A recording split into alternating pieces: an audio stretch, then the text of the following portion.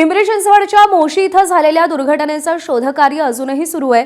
67 तास उलटले तरी शोधकार्य संपलेलं नाही। आता दुर्घटनाग्रस्त इमारतीचा काँक्रीटचा भाग तोडण्यासाठी अत्याधुनिक डिमॉलिशन एक्स्कव्हेटर मशीन आणलंय आणि या मशीनद्वारे इमारतीचा अस्थिर भाग स्थिर करण्यासाठी तसंच इमारतीमध्ये सुरक्षित प्रवेश करण्यासाठी नवा मार्ग तयार करण्यासाठी या मशीनचा वापर करण्यात येतोय। मशीनच्या सहाय्याने दुसऱ्या मजल्याचा स्लॅब पाडण्यात आलाय। आता पहिल्या मजल्यावरचं स्लॅबचं पाडकाम सुरू आहे। या स्लॅब खाली अडकलेले 8 कामगार जखमी असण्याची शक्यता आहे। आज हे शोधकार्य संपेल अशी अपेक्षा आहे।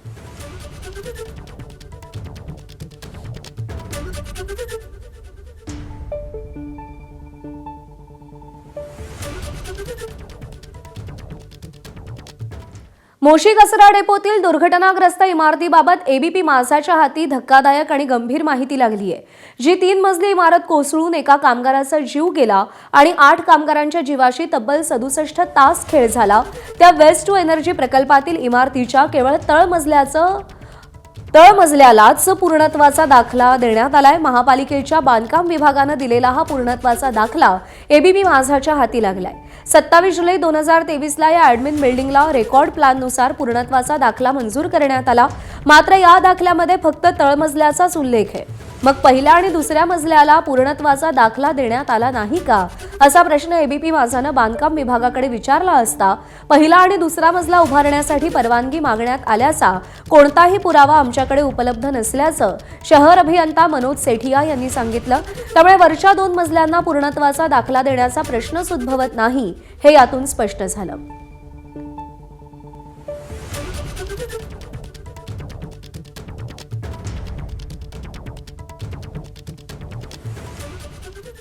मोशी दुर्घटनेच्या इमारतीच्या फक्त तळमजल्याला पूर्णत्वाचा दाखला देण्यात आलाय आणि याचा धक्कादायक खुलासा एबीपी माझाने केल्यानंतर पालिका आयुक्त विजय सूर्यवंशींना याबद्दल विचारलं असता त्यांचा दावा फोल ठरल्याचं त्यांच्या लक्षात आलं आणि त्यामुळे आयुक्तांच्या भाषेत संतापही जाणवला।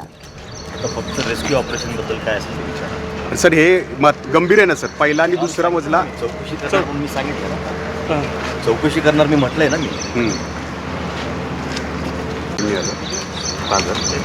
त्यामध्ये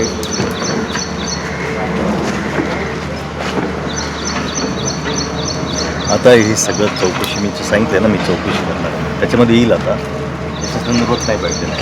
आता फक्त रेस्क्यू ऑपरेशन बद्दल काय असेल विचारा सर, हे गंभीर आहे ना सर? पहिला आणि दुसरा मजला चौकशी करणार मी सांगितलं ना, चौकशी करणार मी म्हटलंय ना मी। पिंपरी चिंचवडमध्ये गरिबांची वस्ती हटवण्यासाठी मोठा फौजफाटा आलेला आहे। वस्ती हटवण्यासाठी 50हून अधिक जेसीबी लावलेत, असं रोहित पवार म्हणाले। 8 लोकांना वाचवण्यासाठी केवळ 4 ते 5 मशीन आणले गेले, असं रोहित पवार म्हणालेत। कर्मचाऱ्यांना वाचवण्यासाठी मुद्दाम विलंब केला जात असल्याचा आरोप रोहित पवारांनी केला। एक वसाहत अशी होती ज्यात गरिबाची घरं होती, गरिबाच्या छोट्या छोट्या कंपन्या होत्या, फॅक्टऱ्या होत्या। ते साफ करण्यासाठी एका रात्रीत तिथं 50 पेक्षा जास्त जेसीबी नाही तर मोठ्या मशीन पोकलान आणले होते। मग गरिबावर अन्याय करण्यासाठी, ती जमीन हडपण्यासाठी, त्यातून आर्थिक फायदा करण्यासाठी एका रात्रीत तुम्ही 50 मशीन जर टाकत असाल आणि दुसऱ्या बाजूला 8 लोक त्या कचऱ्याच्या खाली अडकलेले असताना सुद्धा तुम्ही 4-5 मशीनच तिथे लावत असाल, तर याच्यावरनं जाणून येतं की तिथे त्या कर्मचाऱ्यांना वाचवण्याचा प्रयत्न करत असताना मुद्दामून विलंब केला जातोय। मोशी दुर्घटनेतल्या कर्मचाऱ्यांचे नातेवाईक चांगलेच संतापले। रात्री उशिरा त्यांनी पिंपरी चिंचवड महापालिकेचे अतिरिक्त आयुक्त कुलदीप जंगम यांना घेराव घालत काही प्रश्न विचारले। आम्हाला उत्तर पाहिजे, दगाफटका झाला तर त्याचीही भरपाई पाहिजे, असं ते म्हणालेले आहेत।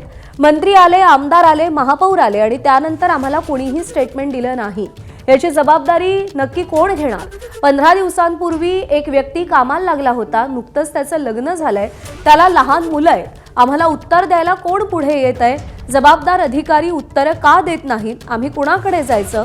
तुम्ही आमच्यासोबत चला, आमच्या नातेवाईकांना दिलासा द्या, अशा शब्दात त्यांनी आपला संताप व्यक्त केलाय।